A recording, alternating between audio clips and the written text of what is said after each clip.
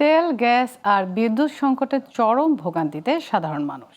একদিকে লোডশেডিং, অন্যদিকে গ্যাসের চাপ কমে যাওয়ায় ব্যাহত হচ্ছে স্বাভাবিক জীবনযাত্রা, কমছে উৎপাদন। তাই এই সংকটের দ্রুত সমাধান চায় সাধারণ মানুষ। এই অবস্থা চলছে প্রায় 1 মাস ধরে।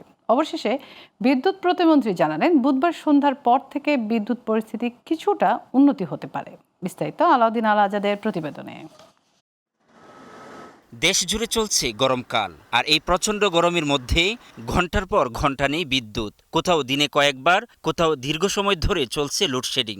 বিদ্যুৎ না থাকায় বেশি বিপাকে পড়েছে শিশু, বয়স্ক ও অসুস্থ মানুষ। ব্যাহত হচ্ছে ব্যবসা বাণিজ্য ও শিল্প কারখানার সব কাজ।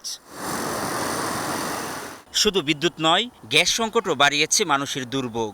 গ্যাসের সরবরাহ কমে যাওয়ায় বিদ্যুৎ উৎপাদনেও এর প্রভাব পড়ছে। জ্বালানি সরবরাহের এই ঘাটতি বিদ্যুৎ পরিস্থিতিকে আরও চাপে ফেলছে।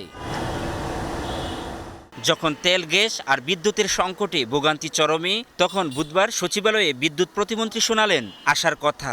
বললেন, কিছুটা উন্নতি হতে পারে বিদ্যুৎ পরিস্থিতির। গ্যাস যদি আপনি পর্যাপ্ত সাপ্লাই না করতে পারেন, তাহলে বিদ্যুতের সংকট হবে, পাওয়ার প্ল্যান্টটা না দিতে পারে।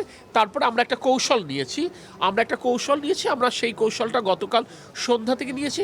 আমরা আশা করছি আজকে সন্ধ্যা থেকে বিদ্যুৎ পরিস্থিতির কিছুটা হলে উন্নতি হবে। তার দাবি, বিদ্যুৎ ও গ্যাসের সমস্যা মোকাবেলায় সর্বোচ্চ চেষ্টা করছে সরকার। আর বঙ্গোপসাগর উত্তাল থাকায় সামিটের টার্মিনালে কার্গো খালাস সম্ভব হচ্ছে না। সামিট টার্মিনালে যে কার্গোটা ওয়েট করছে বঙ্গোপসাগর কিন্তু রাফ থাকবার কারণে সামিট টার্মিনালে সে কার্গোটা কিন্তু রিলিজ হতে পারছে না।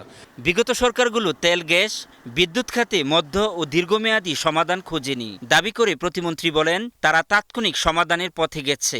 এ কারণেই হঠাৎ করে এমন সংকট তৈরি হয়েছে। আলাউদ্দিন আল আজাদ, গ্লোবাল টেলিভিশন, ঢাকা।